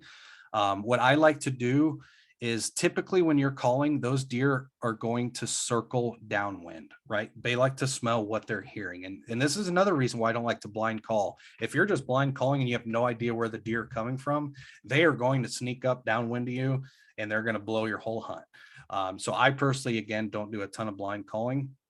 But in a case like this, I can use the terrain to basically block off anything from behind me. You can see kind of the setup location is on the slide of a fairly steep slope with these contour lines kind of nice and tightly grouped together. And if where I kind of marked out this rub line, that gives me an indication that is kind of in the deer's core range. That's near one of his bedding sites. And if I think he's in there, I can do some calling to see if I can bring him into this opening in the hopes that then I can have a shot opportunity. Where in this setup, I have this nice kind of ridge that basically creates a bowl all the way around me that kind of protects me from it trying to sneak up behind me and catch my wind. Because they will pretty much do that 95% of the time when they hear you call, is they're going to try to sneak downwind of that sound so they can pick up on what they're hearing and get a good scent and say, oh, yep, it's safe, I can go. Or, hey, that doesn't smell like a deer. Something's a little fishy here.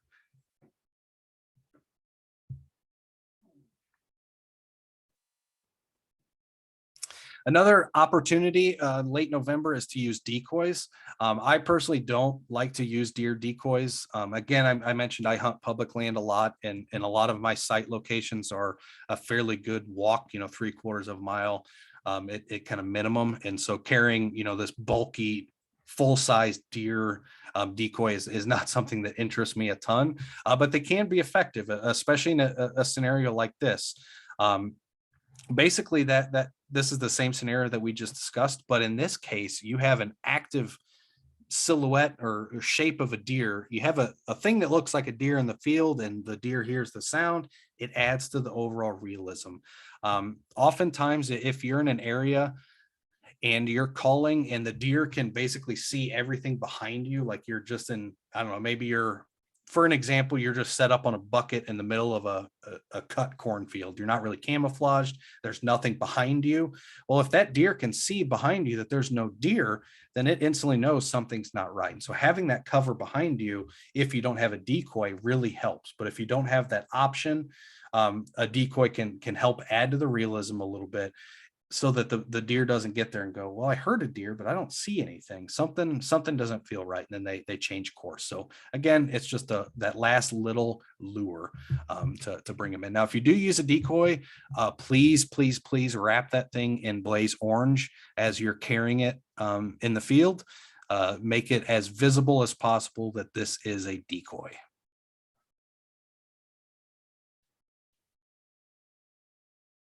Now, if you want to focus on does, this is kind of an example similar to what we're talking about with the bedding area, but this is kind of a feeding area scenario.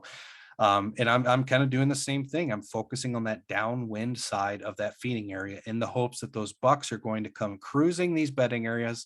They can check that entire bedding area in just a few minutes without ever disturbing the does, ever letting the does know they're there.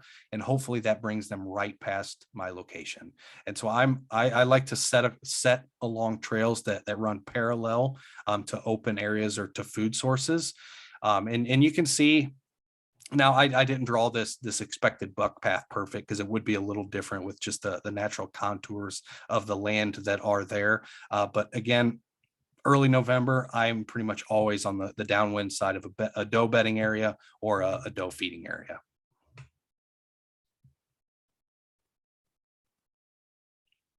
So here's kind of an example of that tending phase I kind of talked about.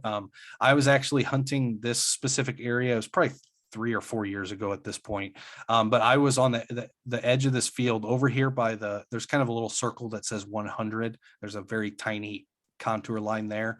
I was set up on that edge of the field in that corner, and I actually watched a buck and doe stand up out of this thicket and breed, and then they went right back to laying down, and then that was kind of the end of my hunt. I never saw them get out of that spot. But again, the tending phase can be very, very difficult if you're focused on a specific buck or a specific deer, just because again that specific deer could be locked off with a doe attempting to breed for up to 2 or 3 days. So I like to set up in these very thick areas. I like to describe it as you're trying to get in the bedroom. And so you have to think, where are deer going to be breeding? And it's going to be the thickest, hardest cover that you can really find. Now, as we kind of transition past rut, we get to December. Now we do have kind of late November. A lot of that doesn't change too much. The bucks are going to be trying to recover, but early December is when you're going to see another pretty big behavior change. It is not uncommon for bucks to lose up to 15 to 20% of their body weight during rut, because again, they are running across the countryside. They're not feeding, they're not drinking, and if they are, it's in very minimal amounts. They're not putting on fat reserves, they're just breeding. And so once December rolls around, things start to cool off, and those deer know, I've got to start packing on the body weight. I've got to start building these fat reserves for the upcoming winter. And so that's when you're going to see a lot of effort shift back to feeding behavior as that rut starts to come to a close. Now, in early December, you do have what's referred to as a second rut. And so that is about 28 days after the first rut. So unsuccessful does and unbred does will re-enter an estrus cycle about 28 days after that first one. So typically, your peak rut is going to be about November 12th through November 14th. And you're going to see this kind of second rut, kind of December 8th to December 12th is when you'll see that. Now, unfortunately, you won't see a ton of activity. It's not like the first rut, just because the amount of does in the landscape that are unbred is not as high as it once was. And so you don't see as much competition, and you just don't see the activity that you do. But what you'll also see is the fawns. So at this point, the fawns from the previous year are at about 6 to 7 months old. And in some instances, their body condition will get to a point where they can be receptive to breed. Not every doe will be able to breed during that first year at that kind of 6-month age. But some of the early does and some of the healthier does that are fit and have grown quite a bit, they will also enter estrus during this kind of second rut in that early December. Now, late season, and this is kind of why I didn't touch on it too much in early December as well, but I'm only focused on food. I'm not, too focused on, rutting behavior. I'm not focusing on rub lines or scrapes. I'm going back to that very basic bed to feed pattern. Now, it is going to be a different bed to feed pattern that you experience during that early season, but it's still going to be there.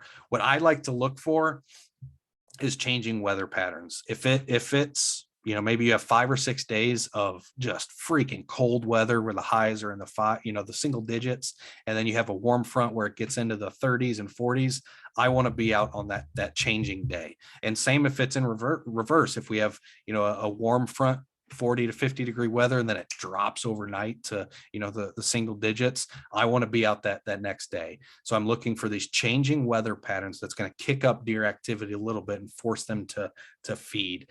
And I'll also like to wait for snow events. there's nothing better than snow for a deer hunter. Not only does it allow you to see further and see and pick up deer, further, because obviously a brown body stands up pretty easy on a nice white background, but it also gives you up-to-date real-time information of where these deer have been walking. And a lot of times during the late season, the feeding efforts will be very concentrated in a specific area, because over the total season, a lot of the existing food sources have been consumed.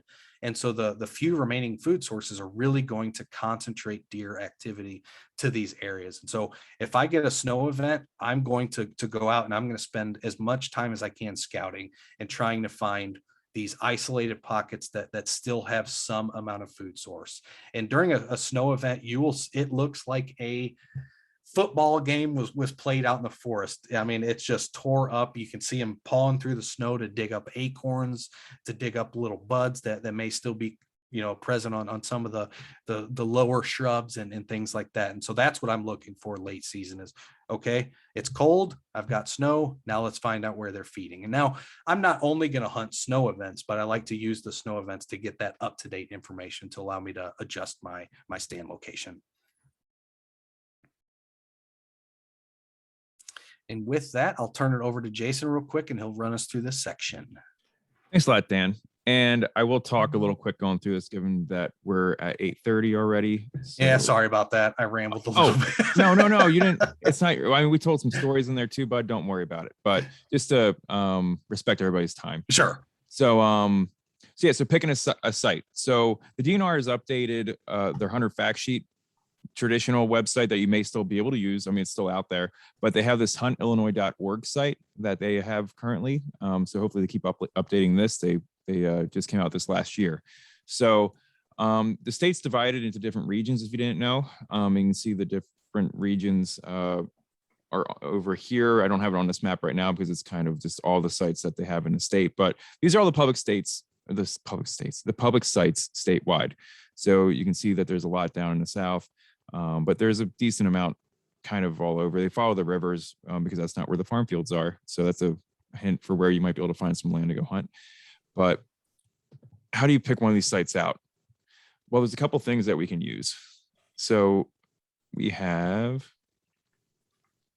the Public Land Hunting Report. So what this is a yearly report that comes out and tells you a couple key factors about these public lands.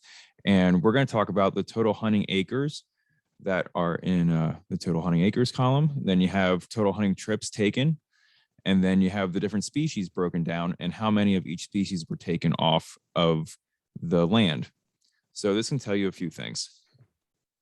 So it can tell you the species abundance on the landscape. So I pulled one site out called Moraine View, and this is in kind of north central Illinois. So you can see that you can look at the species abundance. So for deer abundance, you would look at deer harvested versus huntable acres. So how many deer are on this area, and by how many were taken off with archery hunting, you had 41 per 1,191 acres. So there's about 0.03 deer per acre that were taken off. So that may be a good number, that may be a bad number. You'd have to do this if you had a couple sites you were interested in hunting and then compare them. So the higher this number, the better. So then you can also look at hunting effort. So how often do hunters are successful when they go out? So 41 deer per 1,225 hunting trips. And that's across all species. That's not just for deer.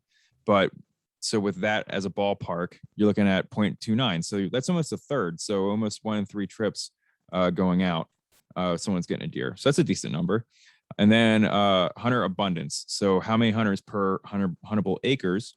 And you're looking at about 1 hunter per acre, looking at these numbers. So again, this is just a way to, how can I take these numbers and then rank my sites? This is a quick way of kind of classifying them and getting more out of these numbers and just kind of browsing through. Yeah, when I started doing a lot of that stuff, it really opened my eyes, because you'd see a site that, oh man, they harvested like 1,200 deer last year. It must be covered with deer. But then you look at another site that, well, they only harvested 10, but everybody who hunted that site harvested a deer. And so it just allows you, none of these numbers are scientific in really any way, but it at least gives you a metric to, like Jason said, compare site to site. Yeah. So these are all trusting the hunters. This is where the windshield card data really goes, right, Dan? That's what compiles this. So all the time that you guys put out the windshield card, we're assuming that hunters are being truthful and that people are reporting them the best that they can. So that's where these numbers come from. So again, it's just to give you that ballpark of what's worth driving an hour to. So here's some screenshots from this site. If you haven't been to this site yet, this is the hunt planner, which is, I think, one of the best parts of this website. And in the past, before I get into this, the traditional website of the DNR would give you a list of the sites in alphabetical order. There was no map that showed you where the sites were located at. There was no region. I think you could break it into region, I believe, but that would be the best case. But here they give you a database, and there was there was no map to show you where they were at. They might have broken it into region, but they also didn't have a way to sort them by if they had a deer hunting season or not. So you'd have to just click through every one until you saw one that had a deer hunting season and then find out where that site was at. So it was just completely inefficient. So the fact that they made this website, you got to pat them on the back because they did something right. This is awesome. So with where do you want to hunt? So you can click a site if you know the name of a site, but if you don't know a name of a site, you can go near me. If you want to go to a certain county or a certain region, as I said, there's those 5 regions of the state. And then you can also do all of Illinois. So I picked a certain region, a certain site. So we're going to do Moraine View. And then that allows you to pull up this website where it has information. This is what's usually on the hunter fact sheet. So you can do contact information for the site characteristics. So this will give you, some of them actually have photographs of the site if a DNR person has been out there to take photographs and upload them. And then there's a site specific regulations, which is really important to hunters because these vary per site. Sorry for that. So you can go through this and see if they have an archery. Well, you already know they have an archery because you told them that you want to hunt archery, and then the site comes up and you can see the different qualifications that you have for archery hunting at this site. But also in the characteristics, they have a site map. And this is what we're talking about. This isn't the greatest mapping. Excuse me. This map, when you get to this point and start using it, I'll be honest, it's kind of really fickle. When you move your cursor on it, it moves a lot. So that's very sensitive, but it is better than the hand-drawn maps of the past.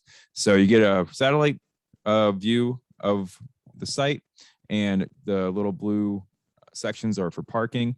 And you can also click on the animal that you're interested in hunting there. So if you click on pheasant and see, this for deer? Nope, so deer. So you click on deer, and then you hit archery season, and then whatever's shaded in is where you're allowed to hunt at. So you can see there's probably a campground around the lake, I believe, and also some other structures around the lake. So you're not allowed to archery hunt around the lake or around this building here, but you can hunt anywhere else. So again, to show you what that would look like, and then you put that layer on. So that gives you an idea where you can hunt at.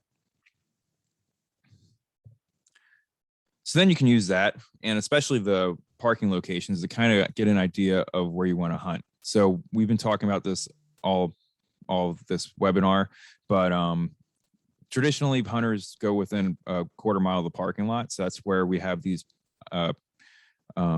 polygons set up to where you can kind of see there's like a buffer around the polygons from all the parking lots. So there's easy access to them from the parking lot, but in reality, they're kind of away from everything else. So where's good habitat away from parking lots? And what we want to see is corridors and different areas within a small area. So concentration of variable habitat, because that's where a lot of deer is going to be at. So these are just some areas that we pointed out. The purple kind of marks out where you can't hunt at. The yellow, you can't really hunt there either. So the red's kind of what we're going to be targeting. And you can kind of see, with this specific slide that Jason's showing here, you can kind of see what it would look like, when I'm looking at an aerial map, or when Jason's looking at an aerial map, and we're just trying to understand how we would even go about starting to hunt this specific property. And like he said, getting away from people. I find hunting on public land as important as understanding what the deer behavior is also understanding other hunter behavior.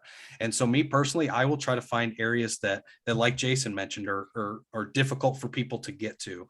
In this case, we're highlighting distance from from parking or distance from access as that kind of physical barrier, but it can also be a big slope. It can be a water crossing. It can be any physical obstruction or really anything that just keeps people from pushing back into these areas. Because like I said a little bit earlier, deer are very specific about where they go, and they know what areas people don't go to, and they will find those. That same study I was highlighting a little bit earlier with the scrapes and rubs, and I know we're running on time, but I think this one's important.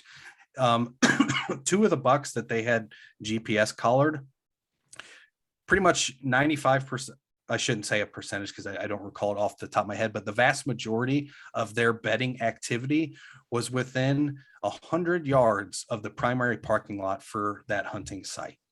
And just think about that. 100 yards and not a single person disturbed that deer. And so again, that shows you how confident they are in their bedding, but also how confident they are at finding areas that people don't go to. And in that case, it just happened to be so close to the parking lot that hunters for some reason just didn't go to it. And so it's not always, physical distance. It can be some other, obstruction or just something even untangible that keeps people out of an area, and that will create kind of this established sanctuary for deer. And you will see increased deer activity, and you'll start to see them really utilize some of these areas quite often as they get pressured. For sure. And then to go with everything that we say, there's always an exception to the rule. Make sure if you're going back in these areas that you're healthy enough to do so, or just physically fit enough to do so, because it is very difficult to get a deer out of the woods once you get one. I've shot deer back far, and then after dragging them out, I was cursing myself for going that far back. So just a heads up with that. And also, you can be successful right next to the parking lot. We always joke about there's a gentleman that sits on a bucket right outside of the entry gate to the one site that we go to. And he apparently gets a deer every year sitting right there. And we were joking about that, squirrel hunting. We came back out squirrel hunting, and there was a deer standing right where we think that guy sits at. So you don't have to go that deep in, but preferably if you're able to, go for it.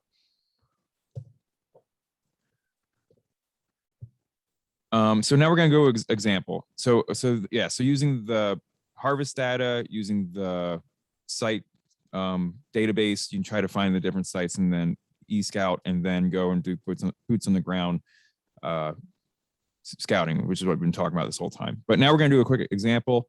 I believe, so we're going to do November 5th. There's going to be 7-mile-per-hour wind out of the northeast, and the goal is to identify potential stand locations. So looking at this, we'll give you a second just to kind of look at the map, look at the contour lines, look at the different vegetation. Where do you think a bedding area might be? Where do you think a food area might be? So what we identified was that the bedding area may be in this field that's growing up that we've kind of seen examples of throughout the webinar. And this is considered a feeding area because if you go back here, there's something called an oak flat, and you'll find a bunch of oak trees kind of on a flat spot. So if you look at the topography here, this is a flat area because the lines aren't very close to each other. So we'll call this an oak flat. So that could be where a lot of acorns are at. So we're going to call that a feeding area. So now that we are saying that this is a doe bedding area and that's a feeding area, the wind's coming out of the northwest. So you can see that noted here. We're going to do a poll, like a multiple choice question here. So what is the best stand location? So you can select which location. You can move this out of the way, like a window, like a pop-up ad kind of. So you can move that out of the way so you can see which location you think would be the best stand location with the wind direction.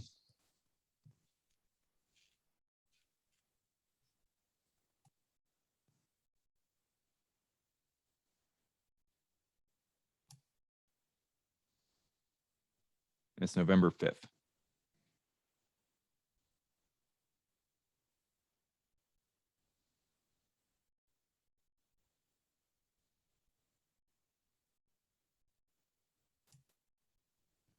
All right.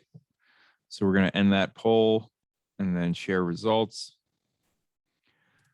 If you want to advance the slide first, you'll have to do that first. Got it. Yeah. Oh, okay. I think you went too far. I don't know. Oh, no, you're right. That's Okay. Yeah. Okay. So there was a couple correct guesses, and there was actually, if you go back to one slide back just for a second, there are 2 correct answers, and both of the You guys all got it correct. So B or D in this case would be a pretty good option. Now, if you want to go ahead and advance, the B side would be my preferred location for a couple different reasons. One of the big ones is obviously we're November 5th, so we're still focusing on kind of that seeking and that chasing behavior. And so, like we mentioned, it's very common for these bucks to be working the downwind side of bedding and feeding. And so in this case, you have a nice option where that buck can pretty much cover both these with kind of one path through here. Now, in reality, what probably is more likely to happen is he's going to pick one of these contour lines and basically just follow along that elevation instead of just kind of making this basically straight westerly jet that we kind of drew here. But that downwind side of the doe bedding, you can see there's not a ton of terrain there, where on the bottom side of the feeding, so on the south side of that feeding area or the downwind side, you do have a little bit of slope there, and it's actually sloping a little bit harder than it happens to look here. I know that because I've been in this specific area. So those are the kind of things that you can pick out when you're field scouting and say, hey, this spot looked good on the map, but it's a lot more terrainy than I thought. And I have to get even higher in my tree stand to be able to look over a ridge or something like that. But in this case, B would be my preferred, just because again, you have this nice flat area that's kind of right on the downwind side of that bedding area. So it's a nice natural pathway for that deer to go cruising and for him to search. Now, and again, a lot of this depends on what you're specifically, trying to hunt for. So if you want to move to the next one, Jason. Yep. And so let's say, you just want to fill the freezer. You want to get a deer in the freezer. Well, in that case, I might lean a little bit more towards portion D. Not only do you still have that option to catch that buck working the downwind side of these areas as he searches for does, but you're also in a place that you could potentially get a chance at some of these does who are just naturally making this transition from the bedding area to the feeding area, either in the morning or in the evening. So that is another great option. Now, the other two options obviously are kind of in the incorrect wind direction. So they were on the north side of the bedding and feeding. And so that dominant wind is basically just going to cover those areas with your scent, and anything that's in there is basically just going to disperse rather quickly.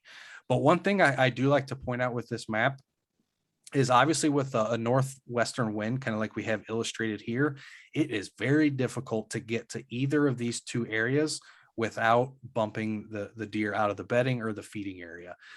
You can see there's quite a bit of terrain on the south side of it. So if you try to come up through the south, you're going to have a pretty difficult time walking. You're probably going to get exhausted. Where if you walk through this nice field in the north, well, then all your scent is going to be pushed all over this bedding and feeding area. And so you can see we have a little portion of a field kind of in the northwest corner.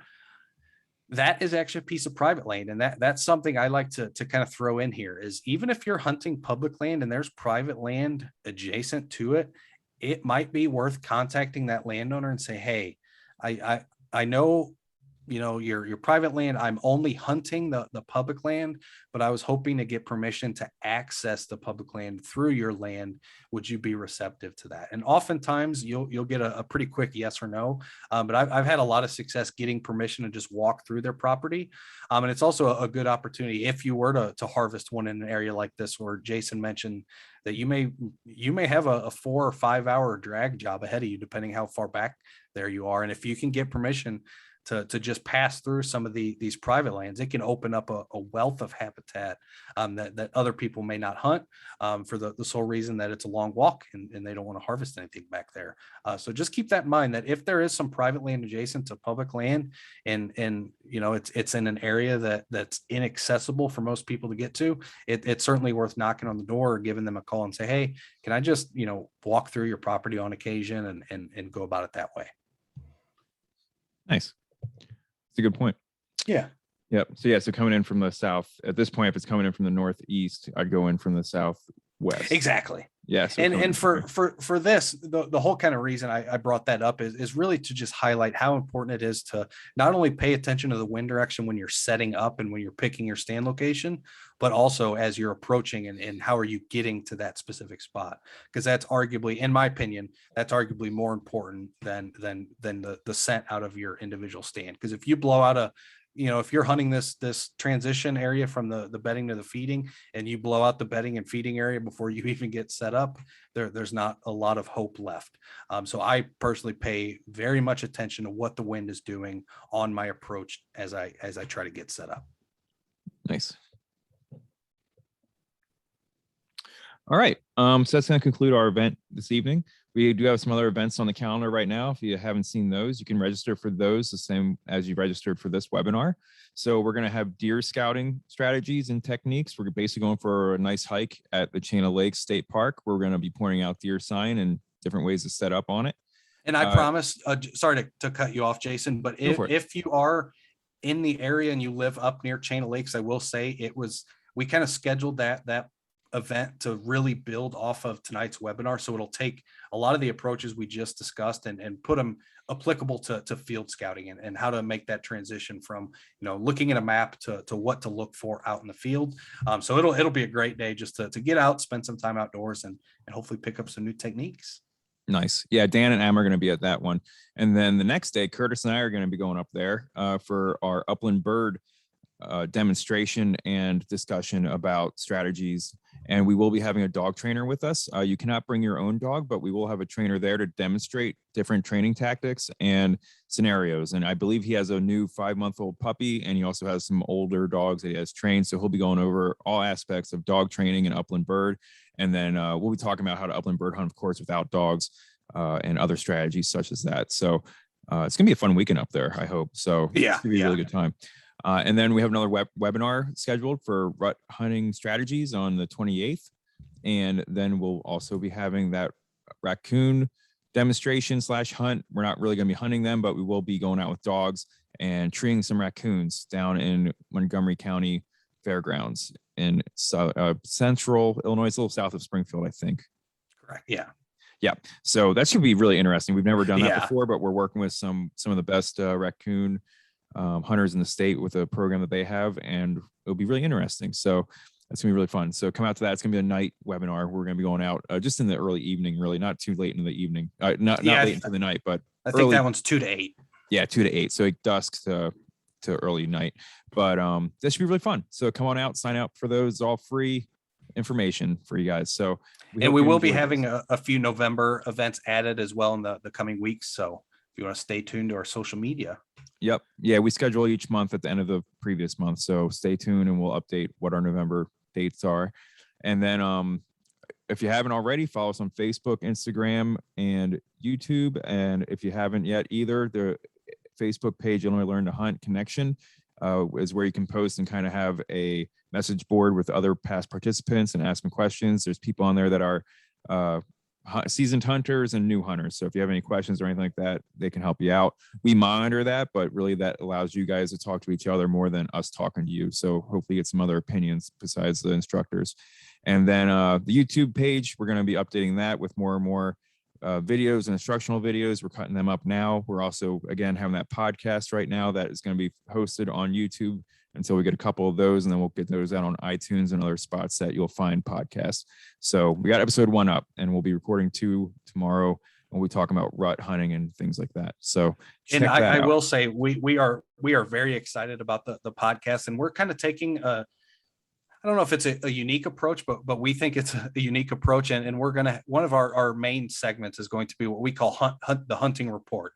And so every episode, we're going to discuss, what we've been seeing the past few days, what we expect these seasonal behavior changes to be, and hopefully provide that kind of up-to-date information that may just spur even, sometimes it's just like a little 5-second thought that can kind of trigger that connection in your head that really allows you to kind of visualize something differently. And I hope with the podcast, we can really do that just by, again, providing up-to-date current information on what we expect wildlife to be doing, how the waterfowl migration is going, and all these different things. So we're really excited about it. And we have a lot of really good big plans coming up.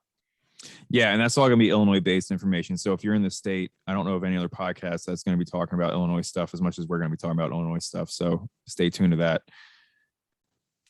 So thank you all for coming. If you have any questions, we'll stick around and answer them for you. If not, you guys can take off and have a great evening. Yeah, thanks for coming. Like Jason said, we did go a little over on time, so we apologize for that, but we hope you guys learned something, and we'll stay around for a few minutes, but since we are running a little bit late, we won't stick around too long for questions. But if you do have any questions at any time, feel free to give us a call, email, Facebook message, YouTube, whatever your method of communication is, and we'll get back to you. But thanks for joining us tonight. Mm-hmm.